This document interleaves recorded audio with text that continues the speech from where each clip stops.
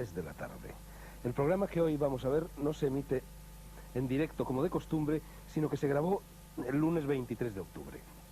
En los días inmediatamente anteriores a esa fecha, la Universidad de Bilbao había organizado una serie de actividades culturales en torno a la figura del escritor alemán Junger, último representante vivo de lo que fue la gran literatura europea.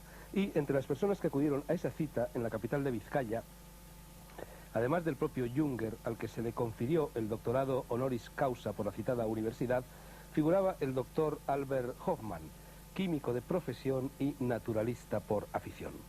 Lo que se dice un mito de nuestro tiempo, un hombre de alcance, fama y talla universal. Por muchas cosas, pero sobre todo porque el doctor Hofmann sintetizó allá por los años 30 en los laboratorios Sandoz de Basilea la diatilamida del ácido lisérgico, descubrió lo que hoy conocemos con el nombre de LSD y provocó uno de los mayores fenómenos o cataclismos, según se mide, culturales y contraculturales de la historia universal. No podíamos desaprovechar la oportunidad de traer al mundo por montera a este nuevo Pitágoras, a este octavo sabio de Grecia, y de ahí que hayamos renunciado, otra solución no era posible a lo que en la jerga televisiva se llama el Juan tiene en estos momentos 84 verdes años entre pecho y espalda y, como van a comprobar enseguida, está hecho una rosa. Es suizo de habla alemana y en alemán. Vamos a entendernos con él gracias a los servicios de traducción simultánea. Y fue Antonio Escotado, autor de esta historia de las drogas en 3 volúmenes recién aparecidos y tertuliano habitual en el mundo por montera, quien consiguió traer a Hofmann a este programa. De modo que es justo que sea también Escotado quien nos lo presente, aunque sea por poderes. Tengo aquí una larga e interesantísima entrevista con Hofmann, firmada por Escotado y publicada por la revista El Paseante. Y esa entrevista empieza con lo que ahora, a guisa de presentación de nuestro principal invitado en el día de hoy, voy a leerles. En el otoño de 1977, una muchedumbre llenaba el aula magna de la Universidad de California en Santa Cruz y sus inmediaciones, con el rostro pegado a las ventanas o el oído atento a los altavoces que difundían las ponencias de distintas celebridades en un simposio internacional. Un hombre de mediana edad, aparentemente, sencillo traje gris y corbata, se abrió paso con dificultad hacia la mesa, donde distintos micrófonos florecían como ramas de un arbusto metálico. Cuando las ovaciones se serenaron, el llamado padre de la era psicodélica desplegó unas cuartillas y empezó diciendo: «Temo decepcionarles, quizá esperaban a un gurú. En vez de eso se les presenta un químico». Y, en efecto, el químico ha acabado sugiriendo, este químico, un concepto del mundo, la metáfora del transmisor-receptor, seguramente hablaremos de ella en el curso del programa, que pronto aparecerá en castellano bajo forma de libro. Hofmann nació en el cantón suizo de Aargau en 1906, en el seno de una familia humilde que quedó desamparada por la muerte prematura del padre. Pasó su adolescencia en el banco de taller de una fábrica como primogénito responsable de los suyos, pero le fascinaba la investigación científica y cursó simultáneamente estudios de química en Zúrich, que terminó en un tiempo récord y con premio extraordinario, culminando esa carrera con una tesis doctoral que hizo época, al describir por primera vez la hasta entonces enigmática estructura de la quitina. Los años duros quedaban atrás y, siendo fiel a una vocación ya sentida desde niño, la de conocer los principios activos de las plantas, aceptó un puesto de investigador en el pequeño laboratorio que era Sandoz por entonces. Allí permaneció hasta su jubilación, con hallazgos que contribuyeron notablemente a hacer de esa empresa un gigante farmacológico mundial.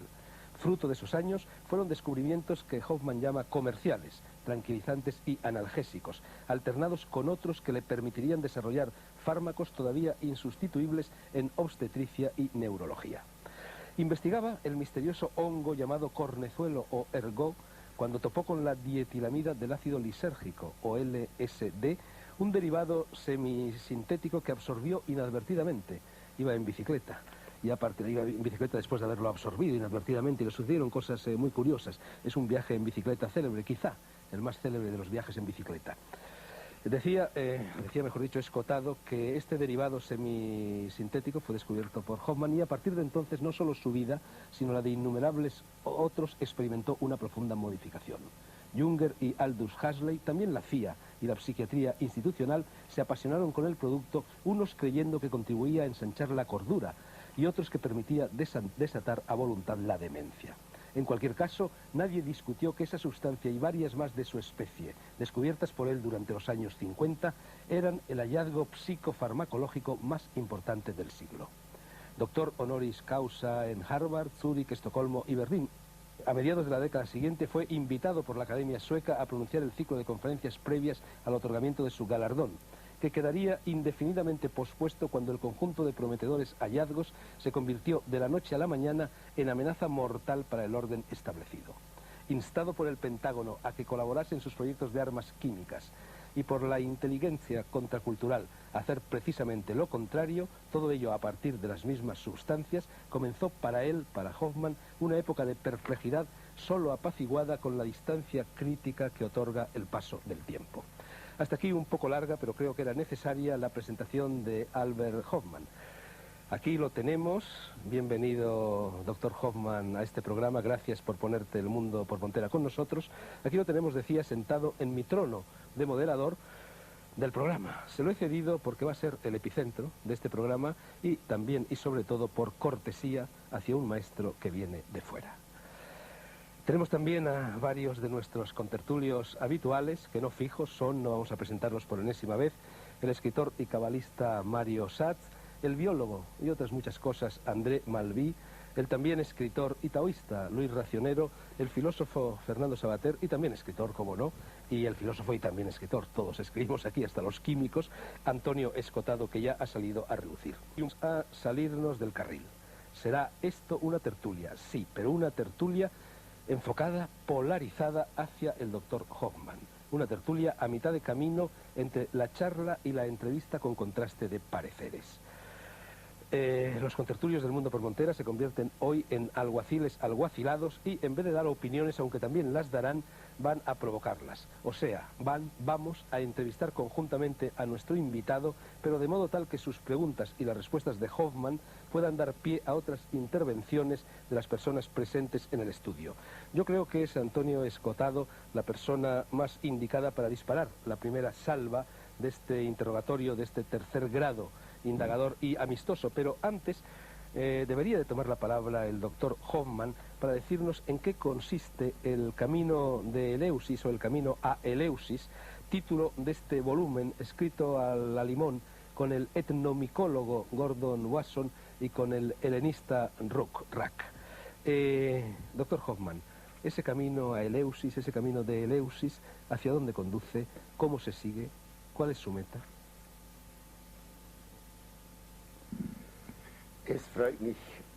Me alegra mucho tener ocasión de poder hablar sobre LSD sirviéndome de Eleusis. A lo largo de milenios, Eleusis ha sido el centro espiritual más importante de la antigüedad griega. Los misterios de Eleusis tienen su origen en la diosa del grano, la diosa Demeter. Ella originó estos misterios como agradecimiento de haber vuelto a encontrar a su hija Perséfone. Perséfone había sido secuestrado por Hades, el dios del Tártaro.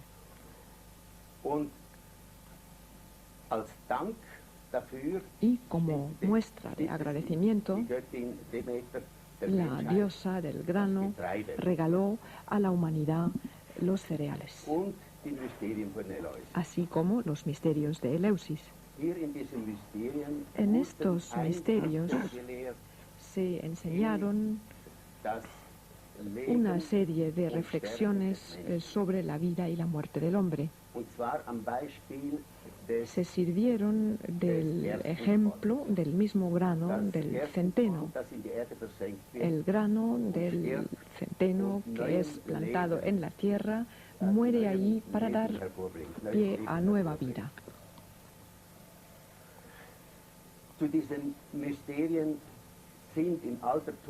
Forman parte de estos misterios toda una serie de personajes conocidos en la antigüedad: Píndar, Cicerone, Platón Todos estos personajes fueron allí en peregrinaje y les estaba prohibido decir lo que ellos habían visto. Era un secreto. Pero lo que sí les estaba permitido era contar cuál era la importancia que para ellos tenía el misterio de Eleusis. Y de forma unánime, todos manifestaron que allí les había sido permitido comprender los mismos inicios de nuestra vida y también habían logrado vislumbrar el final de la vida. Habían empezado a entender de dónde venían y a dónde iban. Se sabía que los adeptos que peregrinaban a Eleusis, después de largos preparativos, al final de su viaje recibieron una bebida sagrada. Esta bebida es la que les proporcionaba la iluminación. Y de siempre había sido un problema para los investigadores y para la ciencia el averiguar los ingredientes de esta bebida sagrada capaz de iluminar la mente humana. Se formularon las más diversas hipótesis y teorías. Y yo, conjuntamente con unos amigos, con el señor Mosen y el señor Röck, he formulado la hipótesis que tenía que haber una combinación del tipo de LSD que estaba contenida en esta bebida sagrada. Llegamos a esta conclusión por la razón siguiente. Cerca de Eleusis, y en realidad en todo el ámbito mediterráneo, crece entre la hierba salvaje un cornezuelo de centeno muy especial. Y en este cornezuelo de centeno nosotros descubrimos sustancias y combinaciones muy cercanas al LSD. En realidad solo están caracterizados por una variante química muy poco importante. Y por consiguiente parece probable que los sacerdotes de Eleusis fuesen recogiendo este cornezuelo de centeno, lo tenían cerca, no tenían más que triturarlo, y es muy probable que sea esta la sustancia que se mezclaba en la bebida sagrada para convertirla en una bebida perfectamente psicodélica. So ist es also naheliegend, auch weil die Demeter war die Göttin des Korns. Por otra parte, hemos dicho que la diosa Demeter era la diosa del grano, y esta es una razón de más por la que el principio activo de Eleusis posiblemente proceda del grano. Hasta ahora, por parte del mundo de la ciencia, todavía no ha habido ninguna voz de oposición en contra de esta teoría. Parece ser, por consiguiente, que esta hipótesis es más que probable. Antonio, ecce homo, pero antes de formularle la primera pregunta, me gustaría tú, que fuiste el primero de todos nosotros que lo conoció y que además lo has visitado en su casa, en la cumbre de una montaña suiza, de una colina suiza que linda ya con Francia, que evocaras un poco cómo es Albert Hoffmann, cómo lo conociste, cómo vive. Bueno, yo leí el libro LSD Mein Sorgenkind, que aquí se ha traducido por testimonio de su descubridor, pero que se debía traducir por mi problemática criatura, LSD, mi problemática criatura. Y bueno, él era un hombre mitológico para todos nosotros desde los años 60 o así, pero al leer el libro saqué en clara conclusión que además de ser un químico era un humanista, era un poeta, era un visionario. Entonces le escribí, tuvo la cortesía de contestarme, a mí me tocaron unos contratos de traducción por Viena y a la vuelta de un contrato conseguí una pequeña reunión en Basel, Basilea, y a partir de ahí hemos seguido viéndonos. Esto era unos 6 años aproximadamente, y bueno, a los 3 años o así tuve el honor de hacer el viaje para llegar a su casa, porque su casa es el primer viaje de lo de conocimiento de Alberto. Se pasa por muchos sitios, por cañadas profundas, por pastos maravillosos, con lustrosas vacas.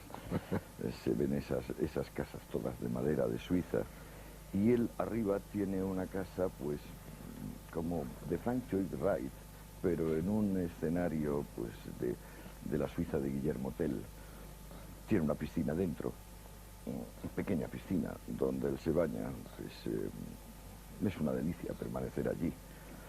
Y bueno, ya que me toca el primero en el turno de preguntas, me gustaría recordar una parte, un capítulo del último libro del doctor Hoffman, de muy difícil traducción al castellano, y estamos luchando a ver qué traducción le ponemos al título, donde él dice que estos estados alterados de conciencia, o estos estados de conciencia alterada, según se quiera decir, pueden ser útiles no solo en el sentido habitual de hacer frente, como la psiquiatría, a traumas, sino de una forma, digamos, cotidiana.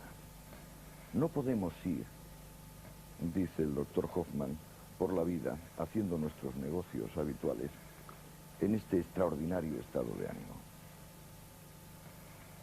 Sin embargo, a veces, entrar en ese extraordinario estado de ánimo puede ayudarnos a mirar con más ecuanimidad, con más serenidad, hasta lo más cotidiano, hasta la vida puramente práctica. ¿Cuáles son nuestros verdaderos intereses concretos?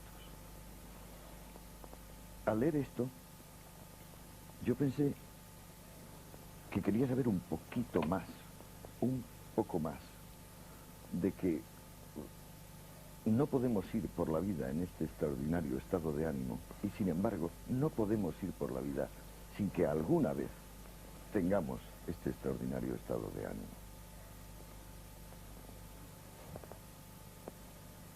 ¿Me comprende? Ja, sicher.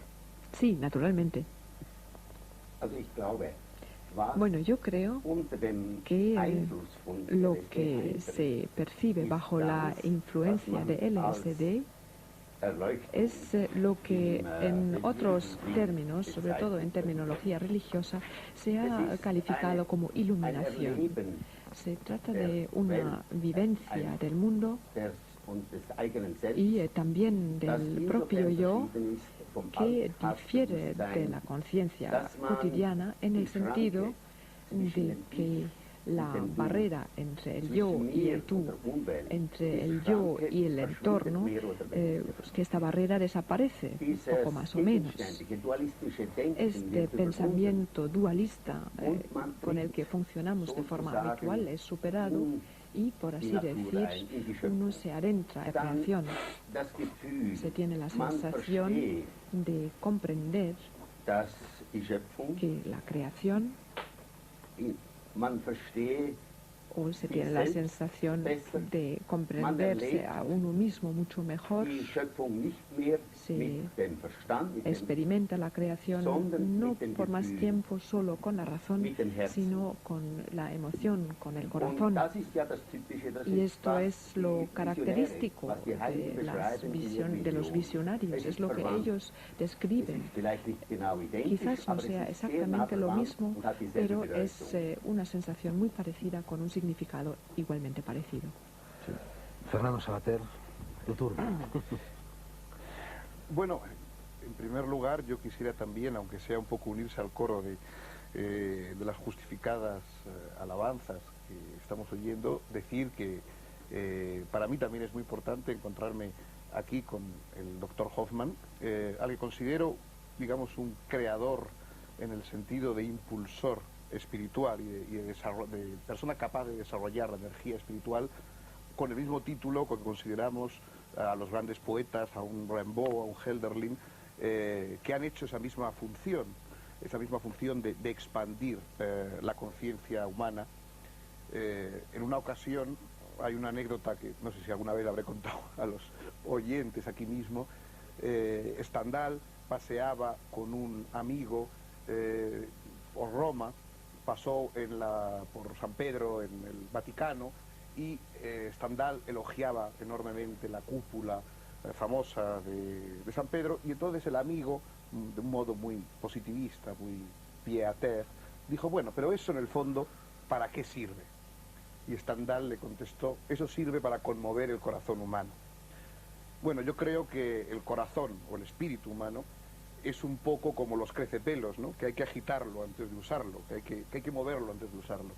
Y el arte es uno de esos estimulantes que sirven para agitar el corazón humano, y el doctor Hoffmann también, yo creo que le debemos uno de esos estimulantes para agitar y para utilizar el corazón humano, de los más importantes, de los más interesantes que nuestro siglo ha visto.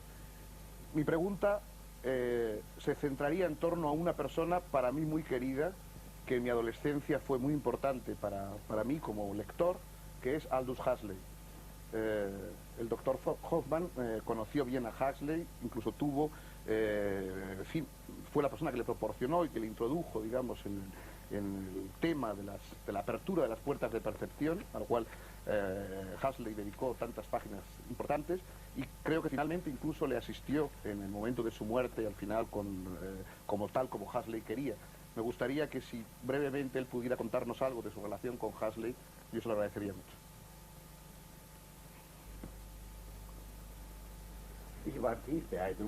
A mí me impresionó profundamente Huxley.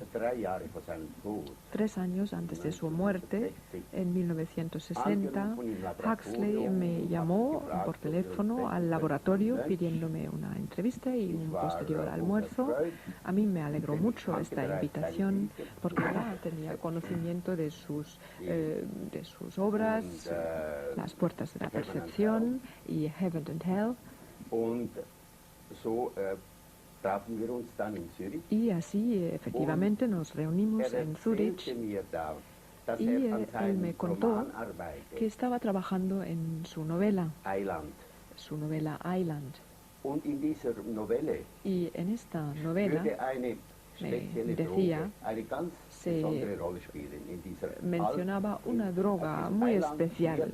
En esta isla se describe cómo un contorno antiguo es impregnado por la tecnología moderna. Un científico llega a esta cultura antigua y esta, por así decir, entra en un matrimonio con la tecnología moderna.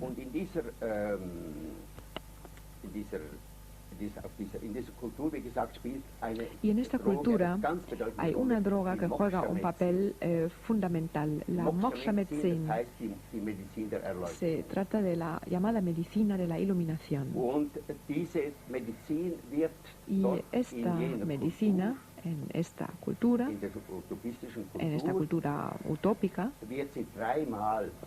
es una medicina que se administra en 3 ocasiones en la vida. La primera vez en el tránsito de la niñez a la pubertad,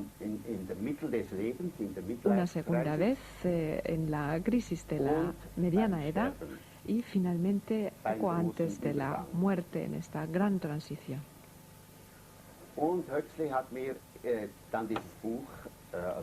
A continuación, cuando Huxley terminó su libro, me lo regaló y me lo dedicó.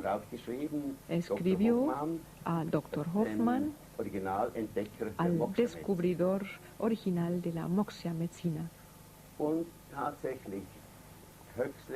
Y efectivamente, Huxley, aquello que describió en su novela, es lo que él ha vivido en su propia vida. Cuando ya estaba en el lecho de muerte, no hay que olvidar que padeció un cáncer muy doloroso.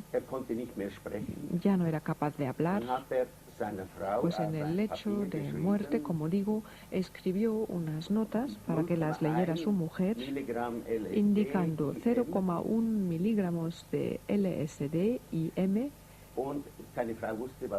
Su mujer sabía lo que significaba. Ella le preparó esta inyección y él murió en paz.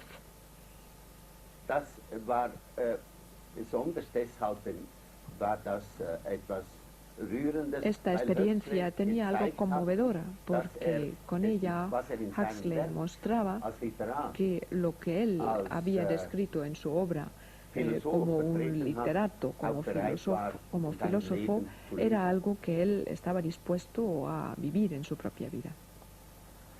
Luis Racionero, tú nos has traído precisamente este libro de Aldous Huxley, Moksha, Sí. que habla de lo que nos acaba de hablar Albert Hoffman. Tu Exactamente. pregunta, Luis, por favor. Sí, claro, a mí me interesa enormemente el señor Hoffman porque hasta el LSD yo había creído que el conocimiento consistía, bueno, en leer libros, en hablar con personas ilustradas y por tanto ir acumulando información. Con el LSD yo me di cuenta que el conocimiento, aparte de ir llenando el cerebro, podía ser poner el cerebro en otro estado. Es decir, yo creo que a veces se evoluciona más si uno pasa de un computador a otro más grande o de un programa a otro que llenando el mismo computador de más y más información. Es ese salto cualitativo el que desde luego me interesó enormemente al probar el LSD. Es decir, el cerebro se convierte en otra cosa, funciona de otra manera, parece que tiene muchísimas más conexiones neuronales. Y yo le quería preguntar si él pudiera explicar de una manera accesible al público en general, pues qué pasa químicamente o neurofisiológicamente en el cerebro cuando uno toma sustancias de este tipo. ¿Cuál es el mecanismo que hace que el cerebro se transforme en otra cosa, llegue a otro estado de funcionamiento?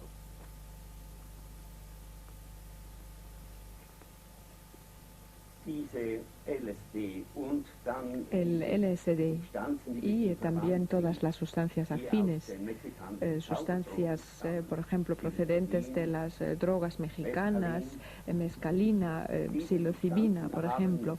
Estas sustancias tienen una estructura química que está muy relacionada con los llamados neurotransmisores, hormonas cerebrales muy normales y que juegan un papel muy importante en la estructura química de nuestra propia psique. Se puede explicar el proceso de la manera siguiente. El LSD y los otros productos psicodélicos ejercen una función estimulante para la función cerebral. Actúan en las más diversas direcciones. La vivencia emocional es una de las vivencias que se estimula. Se estimulan también las percepciones, los colores se vuelven más intensos, la audición también se ve estimulado, prácticamente toda la percepción sensorial aumenta, se intensifica. Y la experimentación de todas estas impresiones procedentes del entorno, a su vez, se potencian una vez más. Todo ello lleva a una percepción completamente diferente a la percepción cotidiana. Como ya he dicho, se tiene la sensación de entrar en un nivel de realidad que hasta ahora solo se podía percibir desde el exterior. Ahora se vivencia desde el interior.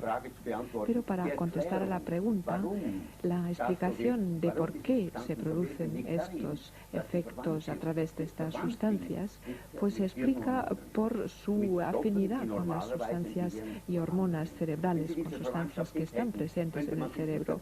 De no existir esta afinidad, sería muy difícil comprender por qué afectan hasta este punto la estructura química de nuestra psique. Sí, bueno, Huxley decía que era como si se levantaran unos filtros, es decir, cuando estos radicales que se parecen a la serotonina y a la acetilcolina se ponen en las sinapsis neuronales, parece que haya como un levantamiento de filtros, ¿no?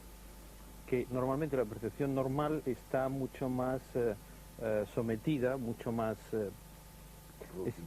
rutinarizada, espesa, como si hubiera, pues eso, realmente unas pantallas, unos filtros que fueran los que nos mantienen en este estado, y que al entrar estas sustancias, estos filtros se levantan. ¿Esto químicamente cómo sucede?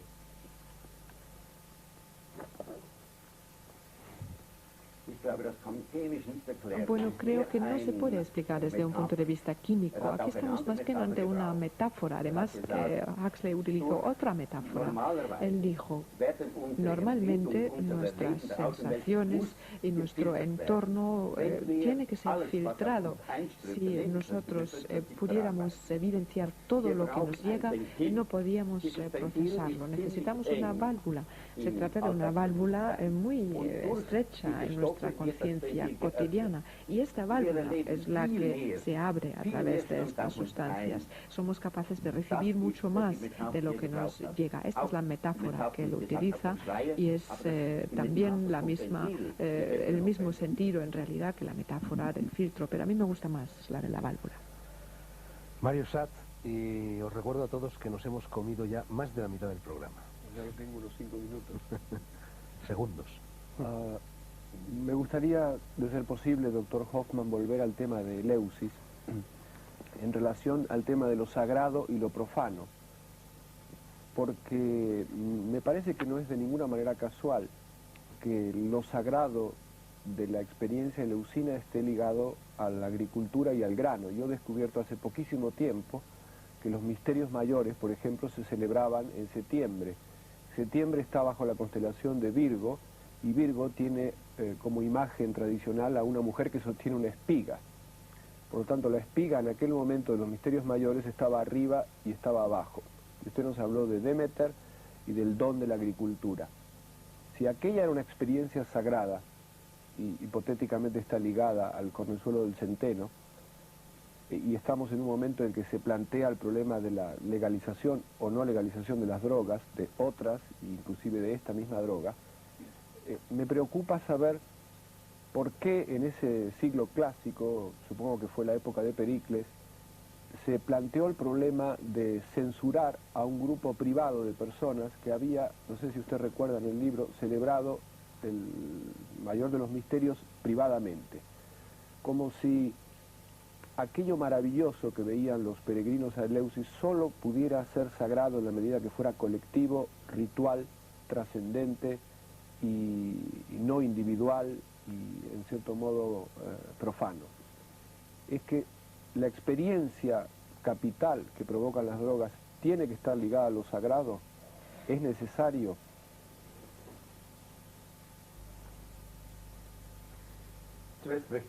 En primer lugar, quisiera decir, bueno, usted ha hablado de la prohibición de las drogas o de su posible legalización. Hay que diferenciar entre diferentes tipos de drogas. Hay drogas que son sumamente peligrosas. Hay drogas que producen la adicción, la heroína, las anfetaminas, los opiáceos. Son drogas que justamente por provocar la adicción y la utilización crónica producen un deterioro físico y psíquico. En cambio, la LSD y los otros productos psicodélicos no provocan adicción y son poco tóxicos. No hay que clasificarlos realmente como drogas. Aldous Huxley ha dicho que estas sustancias nunca deben denominarlas como drogas para no incluirlas en este conjunto de sustancias problemáticas. Con ello no quiero decir que estas drogas carezcan de peligro. Esta es la razón por la que en Eleusis se presentan en un marco restringido. Esta es la razón por la que los indios, por ejemplo, que siguen utilizando estas drogas en la actualidad, lo hacen a modo de plantas sagradas solo destinadas al culto religioso, porque cuando no se está preparado para lo que a uno le sucede bajo la influencia de estas sustancias, pues uno no es capaz de superar esta experiencia desde un punto de vista psicológico. Para el no iniciado, la vivencia que se produce es tan abrumadora, esta experiencia que consiste en separarse del mundo habitual para adentrarse en un mundo mucho más complejo, mucho más profundo para una persona no preparada. La consecuencia puede ser un profundo shock psíquico produjo un derrumbamiento traumático. Este es el peligro de estas sustancias. Tienen que utilizarse en un marco ceremonioso que nos falta normalmente. ¿Y cuáles son las consecuencias de esta situación? Se ha visto muy claramente en América. En los años 60, por ejemplo, se produjo casi una nueva era, al menos era lo que se creía en aquella época, en la época de los hippies, pero se ha mostrado que se había obrado sin cautela. Estas sustancias se habían ofrecido como bienes de consumo, para un consumo masivo, sin tener en cuenta la necesaria cautela, el necesario cuidado que ya se conocía en la antigüedad, y una cautela que también respetan los indios. En aquella época, en los años 60, se vendía LSD por la calle sin respeto alguno, y esta fue la razón por la que se produjo la catástrofe. La revolución psicodélica terminó en el sentido de que estas sustancias que antes en los Estados Unidos eran productos libres, de venta libre para su utilización en medicina y también para el consumo privado, a raíz de estos acontecimientos de los años 60 se pasaron a prohibir, adquirieron una fama todavía más negativa que los opiáceos. Sin embargo, los médicos que tienen estas sustancias en su posesión hasta hoy no pueden utilizarlos, a diferencia de los opiáceos que sí pueden utilizar. Y quizás aquí habría que intentar provocar un cambio. Deberían ser productos accesibles para la psiquiatría y la investigación médica. Por así decir, hoy en día los psiquiatras se han convertido en los gurús y los sumos sacerdotes de nuestra sociedad. Y si tomamos el ejemplo de los indios, estas sustancias están en manos del curandero, del sacerdote de la tribu. Es el único que debe utilizarlos, porque es el que sabe y sabe cómo administrarlas. Bien, en nuestra sociedad, para seguir con el paralelismo, el sumo sacerdote sería el psiquiatra, y por esto en una primera fase me parece conveniente que estas sustancias se separaran de las otras drogas que provocan adicción y se deberían devolver a los psiquiatras. Me parece que debería ser un primer paso. André. Doctor Hoffman, aquí se han levantado muchas liebres. Yo tengo unas cuantas interrogantes muy diferentes de los que tenía al empezar esta rueda de tertulia. La primera de todas tiene que ver con el concepto de iluminación. Aquí se parece confundir la luz que viene de dentro con la que viene de fuera. El más extraño de este tema es que tenemos una glándula que se llama la epifisis, que fabrica una sustancia, la 5-hidroxitriptamina, la serotonina, la cual acaba de mencionar Racionero, que tiene una estructura muy parecida al LSD. Tiene en común con el LSD, con la psilocibina y con un montón de psicotropos una parte de su estructura molecular, que es el anillo indol. Pero de manera extraña, el exceso de serotonina en el cuerpo humano viene totalmente contrarrestado por la toma del LSD. Primero. Segundo, se ha llegado a bautizar a la serotonina o la 5-hidroxitriptamina como la hormona del estrés, o esta angustia de imposibilidad que nace del enfrentamiento con el mundo que nos rodea. El LSD en este momento permite de ya no estar angustiado y a lo mejor solo ser presente, que es la primera cosa importante lo que quiero preguntar. La segunda es que detrás de todas las preguntas que has sido hechas y de todas las que se podrían hacer, hay la pregunta fundamental. ¿Existe una sustancia que sería la puerta de la muerte? ¿Sería posible de entender antes de morirse lo que esto implica? Puede ser de que todas esas iniciaciones antiguas que implican, cada una de ellas y todas a la vez, el paso por la pequeña muerte, algo que ver con la movilización de unas sustancias que el cuerpo humano es capaz de producir. Sería posible de que todas las síntesis que se puedan hacer sean solo símiles, reproducciones o intento de parecido con algo que podemos nosotros hacer. Porque diablos, hay santos que llegan al éxtasis por sí solos, en la soledad, en el hambre, en la oscuridad, en la pobreza, y que de repente haya que ganar 50.000 pelas para comprarse una dosis, porque está prohibida. Y de otra parte hay algo más. que me molesta bastante es que se está planteando como si hubiera conciencia de primera y conciencia de segunda. Lo siento, estamos viviendo en un universo que es tal como es. Y de momento el único problema que tenemos es tener que aguantarnos con la limitación sensorial en la cual vivimos. Pero el hecho de que no veamos los rayos infrarrojos, los rayos X o toda la gama de la radiación electromagnética no impide de que exista. En realidad es la pelea de un ciego frente a los cuadros de Goya. Y a mí me encantaría saber si acaso no habría que diferenciar las sustancias que permiten ser más lo que somos y ayudar a que el universo en el cual estamos sea más lo que es, y sustancias que lo alteran. Yo diferenciaría muy fuertemente las drogas de las sustancias psicotrópicas, porque la droga entrega un universo alterado, falso, mentiroso, totalmente diferente de sí mismo. Y las sustancias como las que usted ha pasado a la historia en 1943 son las que abren hacia nosotros mismos y a través de nosotros hacia todo el resto, el mundo, la gente, la vida y probablemente la muerte, porque los trabajos del doctor Larcher sobre estimulinas biogenes que implican alteración de núcleo indol para que puedan aparecer, me parecen muy interesantes. ¿Qué le parece? ¿Existe una droga de la muerte? Puede ser que la éxtasis, puede ser que la luz pueda salir de alguien.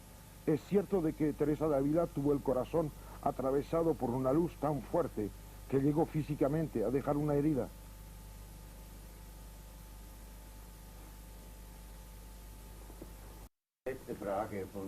Bueno, en cuanto a la última pregunta de la Santa Teresa de Ávila, se trata de una pregunta a la que no puedo contestar, pero todas estas preguntas me llevan una vez más a Eleusis. En Eleusis se transmitió un conocimiento sobre la vida y la muerte. Y este conocimiento, de hecho, es el conocimiento que buscamos en nuestra vida. Cualquier ser humano reflexiona sobre su origen y sobre la meta a la que se dirige. Y hay diferentes métodos para llegar a una contestación, diferentes métodos para lograr unos conocimientos más profundos, métodos como la meditación, los diferentes ejercicios del yoga, el aislamiento al que se han sometido muchos de los llamados santos. Y también existe la vía por las sustancias psicodélicas, pero no es más que un camino para ayudarnos en esta búsqueda. Y de hecho, muy a menudo las vivencias bajo la influencia de LSD y otras sustancias psicotrópicas se describen como una muerte y un resucitar. Hay una fase en la que se experimentan unas vivencias muy sombrías, fases que podrían describirse como una sensación de muerte, pero al final de esta vivencia vuelve la luz, y es justamente lo que muestra Eleusis, a saber, el abandonar el mundo habitual. Pues este abandono, esta separación del mundo cotidiano, pues puede equipararse a una sensación de muerte. Se abandona lo que uno conoce como el mundo, este mundo cambia y durante un momento se tiene la sensación de estar perdido, pero a continuación uno entra en un nuevo nivel de conciencia con la sensación de haber integrado la conciencia cotidiana dentro de esta nueva conciencia. Se experimenta una nueva dimensión y una nueva conciencia de la realidad. Mira, la mejor manera de morir es la de dejar de vivir, evidentemente. Sin embargo, el hecho de poder experimentar, mientras el cuerpo vive, la muerte, como el acabar una cierta trayectoria, pero solo implicando la mente, la capacidad que tenemos de ser consciente de nosotros mismos y de lo que nos rodea. Yo y el gran otro, este universo con el cual estoy dialogando siempre, pasa evidentemente por prótesis. Yo creo que las drogas son prótesis y que hay prótesis que obligan a caminar torcido y otras que ayudan a caminar recto. El fundamento de mi pregunta era de saber si el LSD, el dietilamida de ácido metildelisérgico, ayudaba a caminar recto o solo nos enseñaba uno de los varios caminos que permiten rodear la existencia recíproca de este gran otro y de cada uno de nosotros.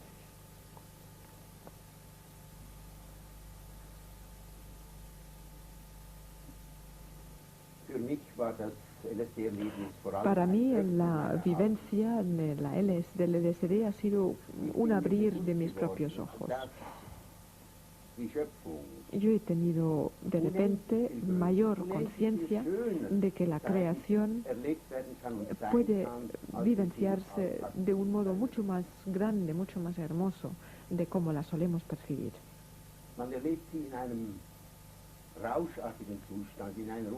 Es un estado de estimulación y de un verdadero éxtasis, pero hay que volver. No se puede permanecer en este estado extático, estimulado. No podemos vivir nuestra vida normal en este estado. Para hablar en palabras de Huxley, tenemos que volver a cerrar las válvulas, tenemos que volver a afrontar nuestros problemas cotidianos. Pero es importante saber que detrás de la barrera de nuestra vida cotidiana se oculta un mundo mucho más amplio, mucho más profundo y divino.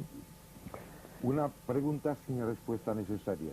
Muy breve, ¿Quién Andrea. murió cuando usted nació y quién nacerá con su muerte? No se contesta esto y dejo la frase.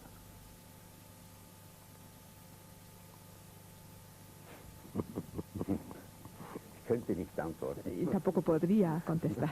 Ni hace falta. Bueno, yo en vista de que el programa se nos está yendo, renuncio a mis preguntas y le paso la palabra a Fernando Savater, que creo que tenía que formular alguna. Sí, un minuto. No, yo simplemente quisiera decir algo en torno a la distinción entre, digamos, drogas de primera o de segunda o de tercera. Yo creo que las hay, es decir, creo que hay posibilidad de trazar jerarquías y gustos muy diferentes yo ya no diría como en los vinos, yo diría por ejemplo como en los libros. Es decir, a mí me gustaría que la gente estuviera educada en la lectura de una determinada serie de obras que me parecen liberadoras y enriquecedoras, y no en otras obras que me parecen empobrecedoras o embrutecedoras. Pero en cualquier caso lo que no soy es partidario de la prohibición, digamos, de las obras literarias. A mí me gustaría que la gente fuera partidaria de la lectura, digamos, entre comillas, de las obras, por ejemplo, del doctor Hoffman, en vez de la lectura de otras obras, algunas de ellas perfectamente autorizadas y vendidas en las farmacias, muy embrutecedoras y muy tristes para el ser humano. Yo lo que quisiera decir es, hoy, frente a la libertad ante esta oferta, hay dos propuestas. Una, la de la culpabilización, es decir, la culpabilización como respuesta ante la libertad, la satanización, el convertir las drogas en culpa, y otra, la responsabilidad.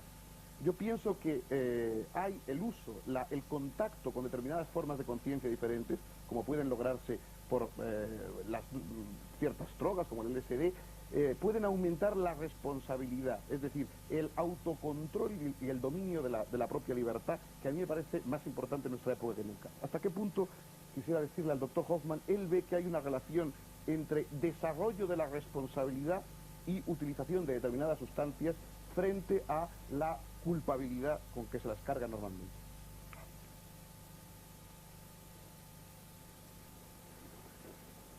Ich glaube, es ist sehr wichtig, dass man sich bewusst ist, que uno comprenda perfectamente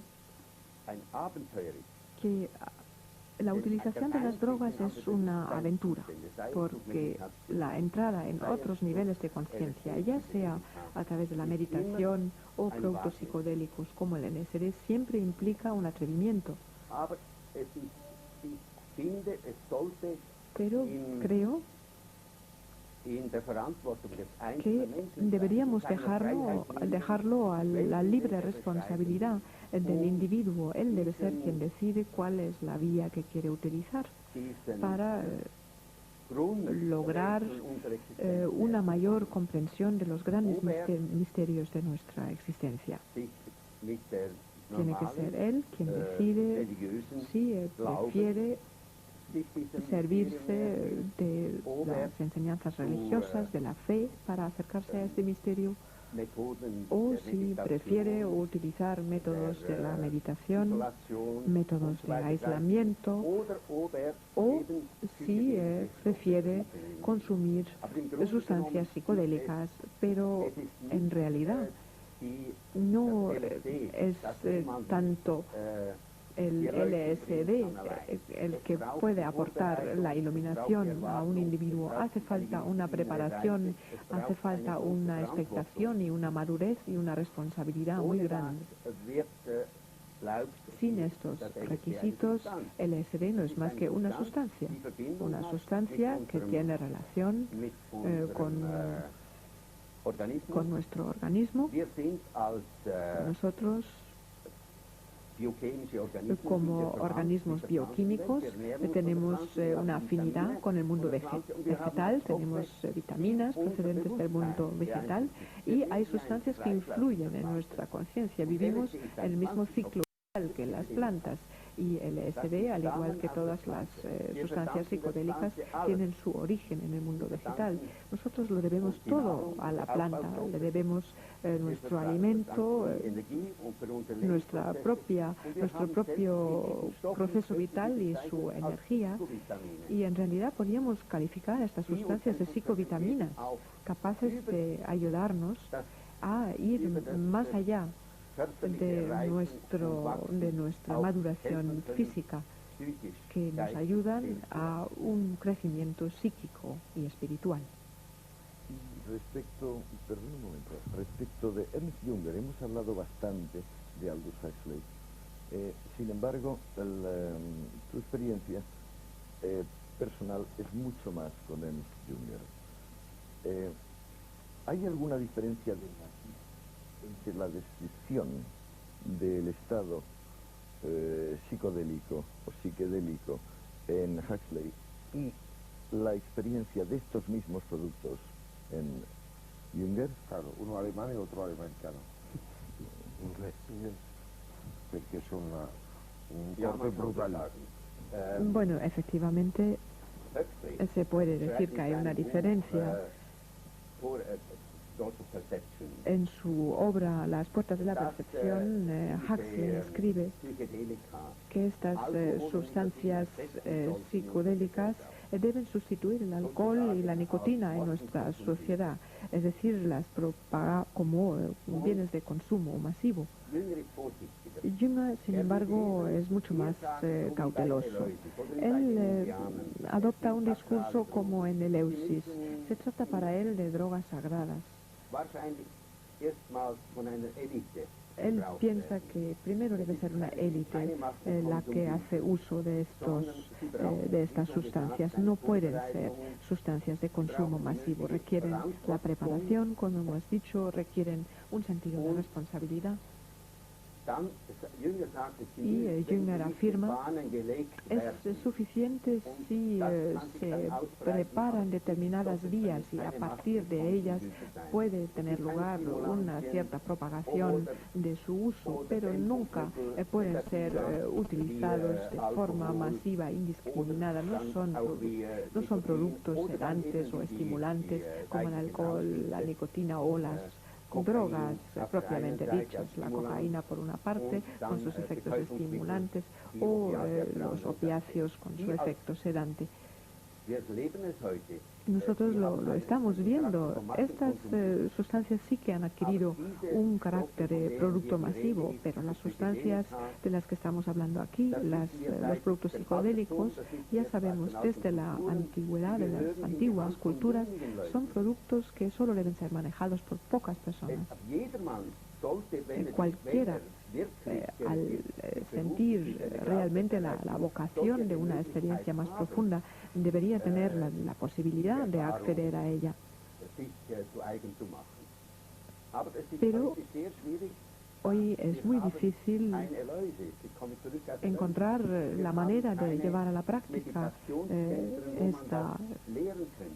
esta enseñanza, nos falta Eleusis, no tenemos estos misterios. Lo único de lo que disponemos hoy en día, en lugar de sacerdotes al estilo de la antigüedad, son los psiquiatras.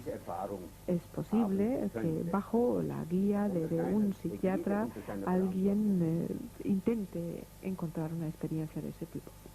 Doctor Hoffman, muchos de los psiquiatras, precisamente occidentales, después de la relativa permisividad de los años 60, cerraron filas, no sé si con mucho conocimiento de causa, contra el LSD y sustancias parecidas, y nos avisaron sobre el riesgo de destrucción de neuronas, de destrucción de cromosomas y, en fin, otros componentes genéticos, e incluso no ya en Occidente, sino en el propio Oriente, en el mundo de las sectas, de los gurúes, de los iniciados, de las religiones mistéricas, etcétera, se empezó a decir que la utilización de estas sustancias dañaba de forma irremediable lo que en el hinduismo se llama los chakras, esa especie de puntos neurálgicos, puntos vitales, puntos energéticos del organismo a través de los cuales se produce la reunión del microcosmos con el macrocosmos. ¿Qué hay de verdad y qué hay de leyenda interesada en este ponernos sobre aviso a propósito de estos peligros?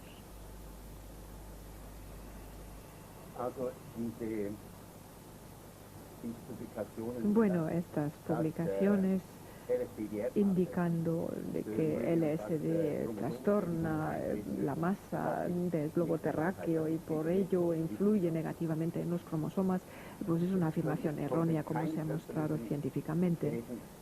No se han podido demostrar secuelas físicas. Como ya he dicho, el peligro radica de que la vivencia psicológicamente profunda de una realidad distinta sea una experiencia que por una psique determinada no sea superada. No ha habido ningún tipo de peligro físico. Se han tomado centenares de dosis de LSD por un mismo individuo sin que se haya producido ningún daño físico. Cuando se toma solo 3 veces la cantidad de heroína de la que es necesario para obtener su efecto habitual, pues el individuo muere.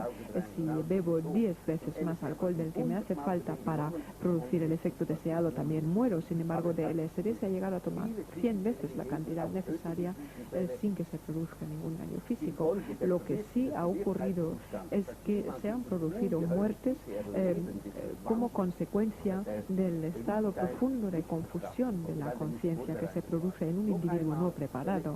Una vez más, LSD forma parte de las llamadas drogas sagradas. Sagradas en el sentido de que hacen falta los preparativos necesarios, hace falta un respeto.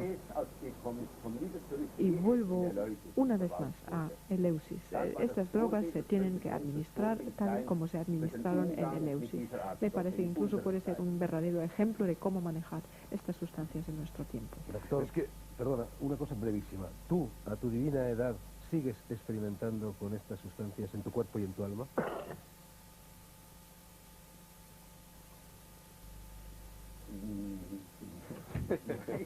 No. Todo lo que LSD me ha podido dar, ya me lo ha dado y ahora intento vivir de acuerdo con estas vivencias. LSD me ha abierto los ojos, he sido capaz de comprender y ahora intento mantener mis ojos abiertos sin LSD, mantener la conciencia abierta sin LSD, seguir comprendiendo el milagro de la vida, del milagro y misterio del ser y del devenir. Al igual que los taoístas decían de que el ideal de la actividad era el wei wu wei, el hacer sin actuar, puede ser de que la conciencia tenga que actuar sin ejercerse hacia afuera. Puede ser de que el único mundo en el cual tengamos acceso realmente sea un mundo interno y que este mundo interno, cuanto más simil al que nos rodea, mejor. Puede ser de que el LSD sea uno de los caminos y de paso, creo que los 7 que estamos aquí somos todos drogados, porque hoy hemos tomado derivados de purinas, que sea café, que sea té o que sea chocolate. Ahora chocolate quiere decir cacao, entre bromas.